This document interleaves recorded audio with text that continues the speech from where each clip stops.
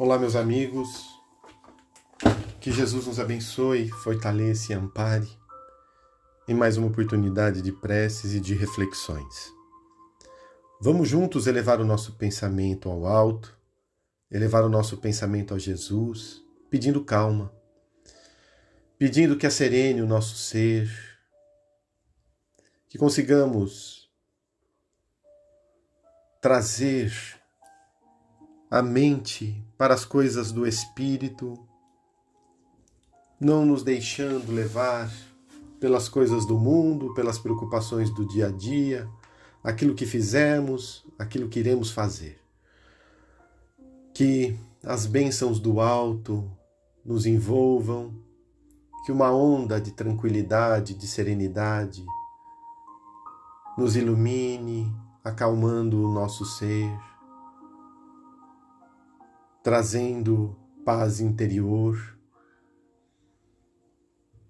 E ao mesmo tempo pedimos a Jesus que nos auxilie na compreensão das leis divinas que estão atuando em nossa vida, os porquês dos acontecimentos e das ocorrências. E que tenhamos a sabedoria para ir identificando os ganhos espirituais de cada experiência que vamos desenvolvendo. Que a paz do Mestre possa se fazer em nosso íntimo e conosco permanecer sempre. Meus amigos, do livro Vinha de Luz, capítulo 51, Não se envergonhar. Porque qualquer que de mim e das minhas palavras se envergonhar, dele se envergonhará o Filho do Homem. Jesus, Lucas 9, 26. Comentários do benfeitor Emmanuel. Muitos aprendizes existem satisfeitos consigo mesmos, tão somente em razão de algumas afirmativas quixotescas. Congregam-se em grandes discussões, atrabiliários e irascíveis tentando convencer gregos e troianos relativamente à fé religiosa, e quando interpelados sobre a fúria em que se comprazem, na imposição dos pontos de vista que lhes são próprios, costumam redarguir que é imprescindível não nos envergonharmos do Mestre, nem de seus ensinamentos perante a multidão. Todavia, por vezes, a preocupação de preservar o cristianismo não passa de posição meramente verbal. Tais defensores do Cristo andam esquecidos de que, antes de tudo, é indispensável não esquecer-lhe os princípios sublimes diante das tarefas de cada dia. A vida de um homem é a sua própria confissão pública. A conduta de cada crente é a sua verdadeira profissão de fé. Muito infantis o trovão da voz e a mímica verbalista, filhos da vaidade individual, junto de ouvintes incompreensivos e complacentes, com pleno esquecimento dos necessários testemunhos com o Mestre, na oficina de trabalho comum e no lar purificador. Torna-se indispensável não se envergonhar o aprendiz de Jesus não em perlengas calorosas, das quais cada contendor regressa mais exasperado, mas sim perante as situações aparentemente insignificantes ou eminentemente expressivas, em que se pede ao crente o exemplo de amor, renúncia e sacrifício pessoal que o Senhor demonstrou em sua trajetória sublime. Meus amigos, percebemos com Emmanuel que defender de forma retórica, defender somente com palavras o Evangelho de Jesus é puramente perda de tempo e alimento para tormentos.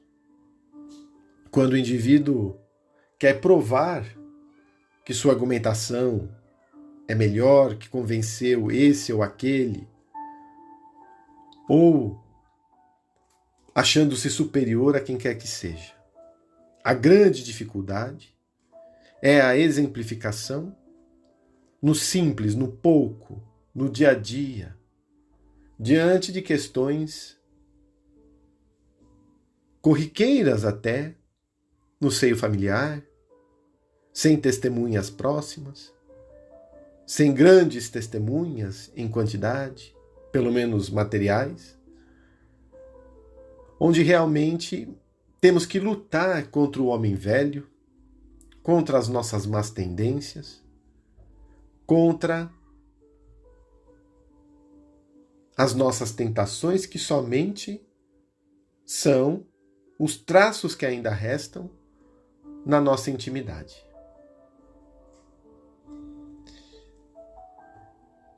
Quando Emmanuel fala que é indispensável não esquecer-lhe os princípios sublimes diante das tarefas de cada dia, quais serão essas tarefas do nosso dia a dia que temos que estar atentos? Levantar com gratidão, reconhecidos ao Senhor, a Deus, pela nova oportunidade do dia. Realizar os pequenos trabalhos do lar, da mesma forma, com alegria íntima, não reclamando, vencendo indisposições, azedumes, mas feliz, porque é permitido fazermos aquilo, temos aquela experiência. Desde a limpeza da casa, da arrumação da cozinha, das louças, das roupas. Porque podemos obrar, porque estamos de pé, porque temos possibilidades físicas. Temos por onde fazer, já que aquele que lava a louça é porque se alimentou. Aquele que passa a roupa é porque a tem. Aquele que limpa a casa é porque possui essa possibilidade, tanto física de fazê-lo, quanto de ter a morada, enquanto muitos não têm. Nas tarefas simples do dia a dia, da convivência, de atender um pedido, de aceitar uma crítica, de orientar quando necessário, mas procurar não guardar em forma de mágoas ou de ressentimentos determinados acontecimentos ou ocorrências que podem nos ferir, nos chatear. Nas tarefas de cada dia, darmos conta como bom servidor, já que o trabalhador terá o direito ao seu salário. Então percebemos que essa tarefa vai nos trazer benefícios. É o tempo que muitas vezes não teremos a mente vazia, as mãos inoperantes, que facultam ao incauto os pensamentos dispersos, desconectados, desequilibrados. A vida do homem, diz Emmanuel, é a sua própria confissão pública. A forma como vivemos, aquilo que fazemos, a repercussão disso é o retrato de nós mesmos. Aquilo que pensamos, aquilo que falamos, da forma como agimos, aquilo que vamos construindo ao longo do tempo, nos relacionamentos, nas orientações que damos, naquele que comanda como se porta na condição de líder, naquele que é subalterno, como lida com a obediência. Tudo isso demonstra como uma verdadeira confissão como é esse homem. Essa conduta é a verdadeira profissão de fé, muito mais do que falar em praça pública, não ficar com receio disso ou daquilo, porque falar, todos falamos. salvo exceções óbvias, falamos. Mas sentimos o que falamos? Falamos na vibração de quem faz? E a conduta, no entanto, ela traduz a prática daquilo que vamos desenvolvendo, sentindo e criando no nosso mundo íntimo. Temos que deixar de ser teóricos e sermos mais práticos. Por isso que Francisco de Assis, né? O apóstolo João, reencarnado conforme afirmam as tradições, Francisco de Assis dizia: é necessário que o cristão pregue sempre, se necessário utilizando palavras. Porque o cristão prega através do exemplo. Ele vai e faz, muito mais do que uma orientação puramente verbal, maquinal.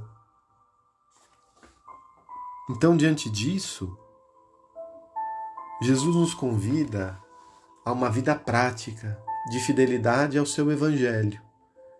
Somos fiéis a Jesus? Seremos fiéis a Jesus se formos fiéis ao que Ele nos ensinou. Ou seja, fiéis ao seu Evangelho, que é possível de ser colocado em prática, porque não viria um professor trazendo-nos lições e nós, como alunos, sem capacidade para assimilar essas lições e colocá-las em prática. Se as recebemos, é que temos esse potencial. E aí observamos como é o desafio. E é esse o grande convite. Aquilo que você sabe que tem que fazer, faça. E aí observamos os estímulos à humildade, ao perdão, ao desapego, à renúncia.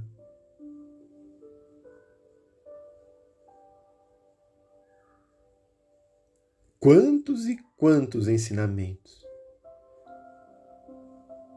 que consigamos ponderar, refletir sobre o que nos falta para que sejamos exemplos vivos no nosso dia a dia de Jesus. O que nos falta para refletir Jesus nos nossos atos, junto dos nossos, junto daqueles que desconhecem o Evangelho Redentor, pois às vezes o único Evangelho que alguém tem acesso, sejamos nós. Então a nossa vida pode se transformar num grande estímulo ao bem, à verdade e às construções espirituais. Aproveitemos esse instante, então, para rogar ao Mestre que nos fortaleça, para que não desfaleçamos diante das provas, das lutas, das dores, das dificuldades, que tenhamos firmeza, que saibamos renunciar, recomeçar quando preciso, com muita coragem, com muita força.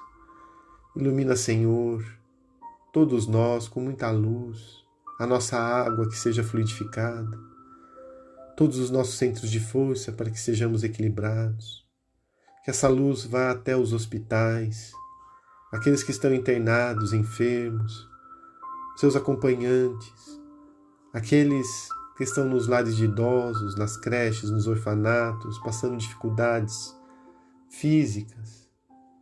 Ilumine a todos, Senhor. Ilumine o nosso país, o Brasil, para que